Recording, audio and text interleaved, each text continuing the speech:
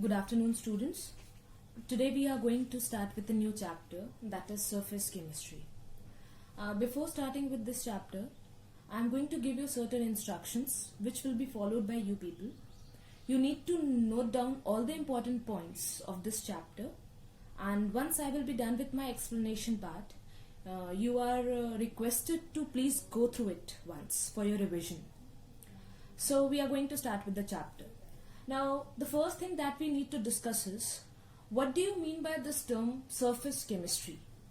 So we can say that it is a branch of science, or basically it is a branch of chemistry which deals with the phenomenon which take place at any surface or at any interface, that is separation point of any two bulk faces. This branch of science is known as surface chemistry. Under this we will be discussing about two things. One is adsorbate and the other one is adsorbent. Now this adsorbate and adsorbent are the part of a phenomenon which is known as adsorption. What is this adsorption? Two things are there. One is adsorption and the other one is absorption. Adsorption is the phenomenon which take place on the surface of any liquid or solid, and absorption is the phenomenon which take place within the bulk, that is inside any solid or liquid. Within the bulk, that is known as absorption. So here you can see two things. This outer surface is known as surface, whereas the interior is known as bulk. So the phenomenon which is carried out on the surface is known as adsorption, and which is carried out in the bulk is known as absorption. First we will be discussing about adsorption, and let me tell you, in this chapter we will be discussing about adsorption only.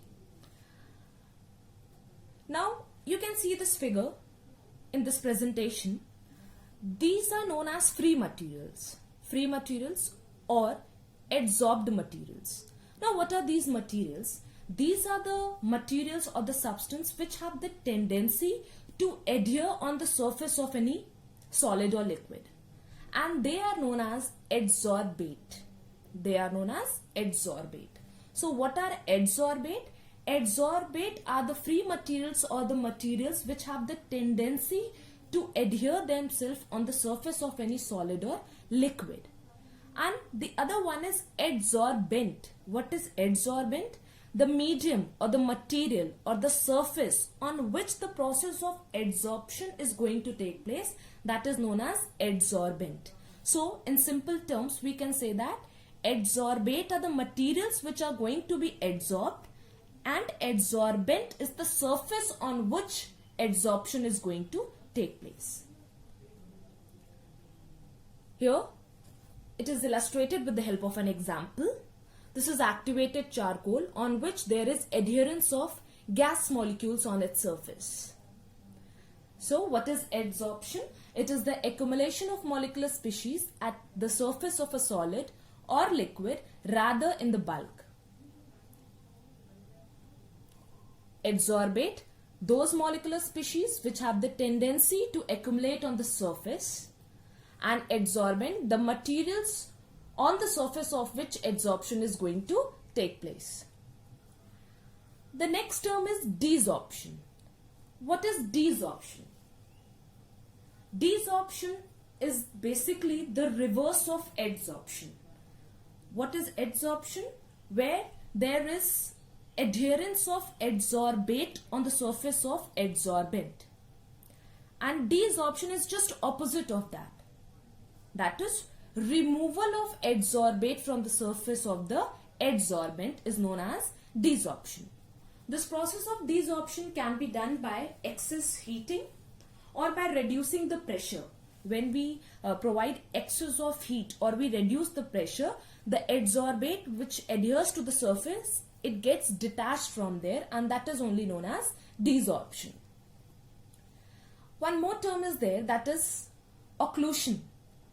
Occlusion is basically the accumulation of gaseous particle which act as an adsorbate on any substance of metal is known as occlusion. Now we'll see that what is the mechanism of adsorption, like how this phenomenon goes on. Here you can see a figure is depicted over here. This is basically a vessel which is having liquid in that. I hope you people know about surface tension, and this you people have studied over there. Now this is a vessel which is having liquid, and the molecules are present on the surface as well as in the bulk of the liquid. Now what happens? The molecule which is present within the bulk, that is inside the liquid, is getting a force of attraction from all the directions. Okay? The molecule which is present within the bulk is getting force of attraction from all the direction. That means the attraction is equal, whereas the molecule which is present on the surface is getting a force of attraction only from the molecules which are present within the bulk. That means here we are having a balanced net force of attraction, and here we are having unbalanced net inward force of attraction. Now due to this unbalanced force of attraction which is experienced by the molecules which are present on the surface, the membrane, or you can say the surface, it becomes elastic in nature and it behaves like a stretched membrane and creates a tension on the surface which is known as surface tension. So it is said that surface of solid and liquid have the tendency to attract and retain other molecules with which it is brought into contact. And due to the unbalanced residual inward forces of attraction or free valencies at the surface of solid and liquid, due to this what happened, the surface of liquid and solid has a higher concentration of other molecular species than the bulk, and which helps the particles to adhere on the surface, which leads to the process of adsorption. So this was about the mechanism of adsorption. Here are a few examples of adsorption. The first one is, if we take a container or a vessel containing powdered charcoal, and when any gas comes in contact with that, so the pressure of the gas decreases as the gas particles get adsorbed on the surface of the charcoal. The other one is silica gel. We all know silica gel acts as a very good adsorbent because it has the tendency to trap, to absorb all the moisture which is present in the air and make it dry in nature. The next one is, if we talk about raw sugar and we take a aqueous solution of raw sugar, which is basically yellow brownish in color. When it comes in contact with charcoal, it becomes colorless. Why? Because charcoal acts as the adsorbent for the coloring materials. That means the coloring matter is adsorbed by the charcoal. And similar, one more example is there. If we take any dye, so these dye, they are basically colored in nature. When they come in contact with animal charcoal, they become colorless due to the adsorption phenomenon. Next term is absorption. Now what is adsorption? We have discussed about absorption also. The process of attracting and retaining the molecules which take place within the bulk is known as absorption. And due to the process that is going to take place within the bulk, it has the tendency to distribute its molecules uniformly throughout the adsorbent. And if both adsorption and absorption are going to take place simultaneously at the same time, that is known as sorption. Here we are having few differences between adsorption and absorption. The first one is, adsorption is a surface phenomenon, whereas absorption is a bulk phenomenon. Next, adsorbed species is accumulated in the surface. That means the concentration is different on the surface and within the bulk. Whereas in the case of absorption, the concentration is uniformly distributed throughout the bulk. Adsorption is a fast process, whereas absorption is a slow process. Why it is so? Because adsorption is only a process which is taking on the surface, which is taking place on the surface. That is why it is considered as fast process, whereas absorption is taking place within the bulk, which take time. That is why it is considered as slow process. Last difference is rate of adsorption decreases gradually. What happens when the process of adsorption begins? Then the rate goes on increasing, but as it comes near to its equilibrium, it goes on decreasing, and once the equilibrium is attained, it gradually decreases. Whereas absorption, it goes with the same rate, constant rate. Okay, there is no decline in the rate. Now we are going to discuss about types of adsorption. On the experimental study, it was seen that where gas is used as a adsorbate and solid as a adsorbent, in that condition there can be two kind of adsorption. First one is physisorption and the other one is chemisorption. This time in the board examination this question was there, that to differentiate between physisorption and chemisorption along with their examples. The first thing is physisorption, which is also known as physical adsorption. Now what is this physical adsorption? Physical adsorption is the adsorption in which the adsorbate and adsorbent are connected to each other, or they come in contact with each other, or they are held together by weak van der Waals force of attraction. That is known as physical adsorption or physisorption. If accumulation of gas molecules on the surface of solids occur due to the weak van der Waals force of attraction, the adsorption is called physisorption. The other one is chemical adsorption. The term, or you can say the word itself, describes the phenomenon. It is a kind of adsorption in which adsorbate and adsorbent are held together by chemical bonding. There is formation of chemical bond between adsorbate and adsorbent. When atoms or molecules of gases are held by solids on its surface by chemical bonds, the adsorption is called chemisorption. Now here are the characteristics of physisorption.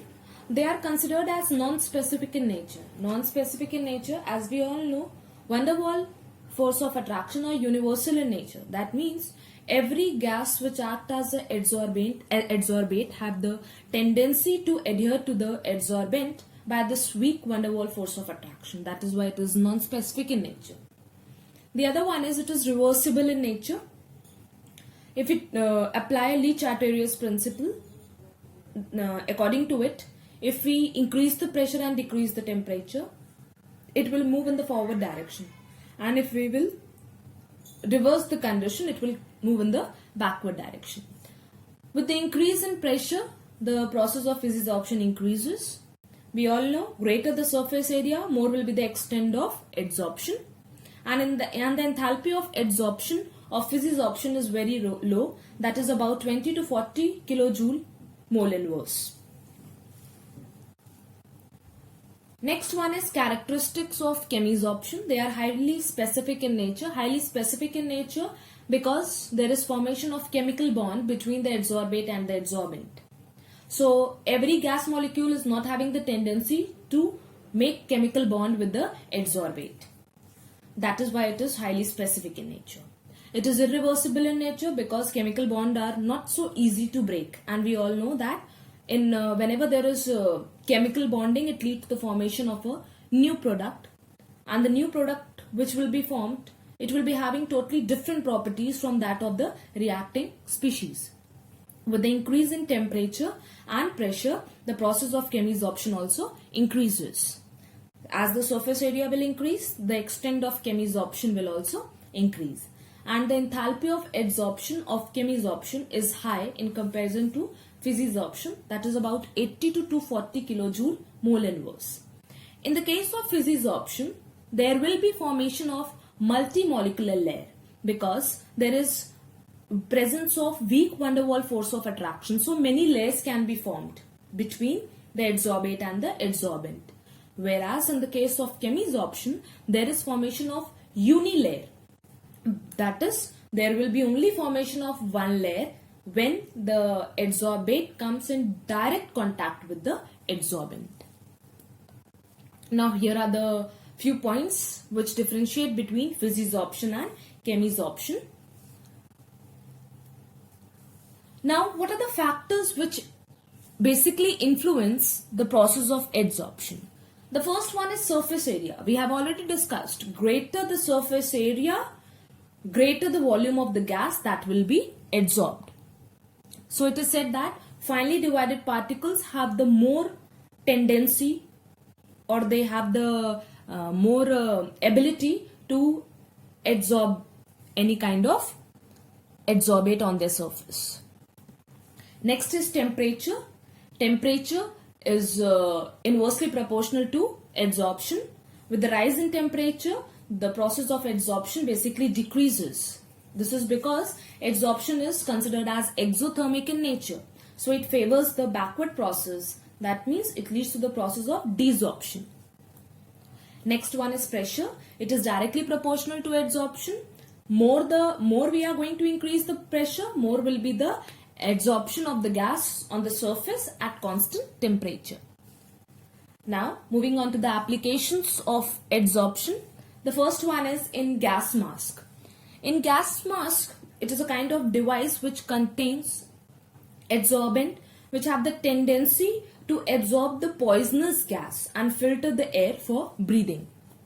The next one, it is used in the softening of hard water.